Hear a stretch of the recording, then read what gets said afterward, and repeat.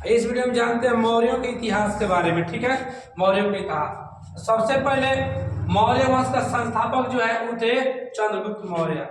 मौर्य वंश का संस्थापक थे चंद्रगुप्त मौर्य। इन्होंने मौर्य वंश की स्थापना की थी। ठीक है, अब देखा जाए तो मौर्यों का संबंध जो जोड़ा जाता है वो पीलीवन के मौर्यों से जाता है। पीलीवन के मौर्यों से मौर्य वंश का संबंध जोड़ा जाता है। ठीक है, अब देखिए कि इसमें भी जो इतिहासकार है वो दो तरह का मानते हैं। कितने तरह के इतिहासकार मानते हैं जी? दो तरह के। कुछ इतिहासकार इन्हें कहते हैं कि क्षत्रिय थे, क्या थे? क्षत्रिय। और कुछ इतिहासकार इन्हें शूद्र वंश का मानते हैं। किस वंश का मानते हैं? शूद्र मानते हैं। ठीक है, अब देखते हैं जब चंद्रगुप्त मौर्य ने जब भारत में मौर्य की स्थापना की, उसके बाद इनका कुछ शासन चला। इनका जो अगला उत्तराधिकारी हुआ वो हुआ बिंदुसार। ये बिंदुसार है। ठीक है, कौन है?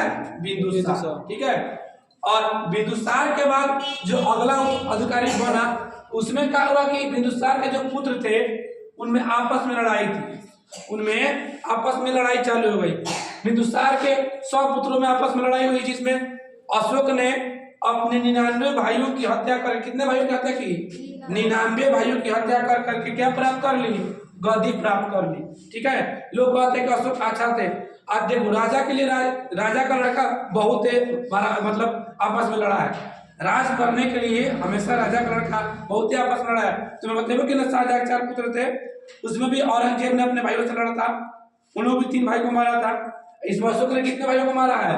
99 भाइयों को मार करके तो राजगद्दी प्राप्त की है। आगे जानते हैं ये आपका हो गया अशोक। ये कौन हो गया है? अशोक। इसमें समझिए, अब इसमें बताता है इनका कुछ इतिहासकार है, इनका जो इतिहास जो है इसमें दे दिया गया है। ठीक है, अब अशोक के जो पिता थे वो कौन थे? बिंदुसार। अशोक की जो माता थी वो थी सुभद्रांगिनी, यानी रानी थी, धर्मा वंश की रानी थी। ठीक है, और इनका पुत्र के बारे में दिया विशेष जो जानकारी उतना इसमें लिखा गया। इनके पुत्र का नाम था महेंद्र। पुत्र का क्या नाम था? महेंद्र। और पुत्री का नाम था संघमित्रा। क्या नाम था पुत्री का? संघमित्रा। ठीक है, अशोक का पुत्र का नाम था महेंद्र और पुत्री का नाम था संघमित्रा। ठीक है, इनके पत्नी के बारे में दिया, जिनकी पत्नी थी तिष्यरक्षिता। इनकी पत्नी का नाम क्या था? तिष्यरक्षिता। ये 2 भाषा जानते थे, एगो ब्रह्मलिपि भाषा जानते थे, एगो खरोष्ठी लिपि भाषा जानते थे। ठीक है, इनकी समाधि कहाँ है? इनकी समाधि पाटलिपुत्र में। कहाँ है? इनकी समाधि पाटलिपुत्र में है। ठीक है, अशोक किस धर्म को मानते थे? बौद्ध धर्म को। कल बताया कि अशोक बौद्ध धर्म को मानते थे। और उनका जो एक प्रचारक थे और जाकर के अपने भी राज्य में और बाहर के राज्यों में किस धर्म का प्रचार करते थे? बौद्ध धर्म का प्रचार करते थे, नहीं बुद्धिस्ट थे। इसमें लिखा भी गया है। ठीक है, और इसका जन्म के बारे में बता रहे हैं 304 ईसा पूर्व जन्म पाटलिपुत्र पटना में हुआ था। ठीक है, और उनका निधन हुआ 232 ईसा पूर्व, वो पाटलिपुत्र में उनका निधन भी हुआ।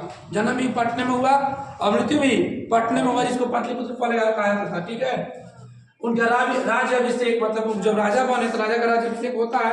उनका राज्याभिषेक 269 ईसा पूर्व हुआ। कितना? 269 ईसा पूर्व। और उनका जो शासन विधि रहा, राजा तक कब से कब तक रहे? 269 ईसा पूर्व से लेकर 232 ईसा पूर्व तक वह शासन किए थे। बस इतना जानकारी रहा इसमें।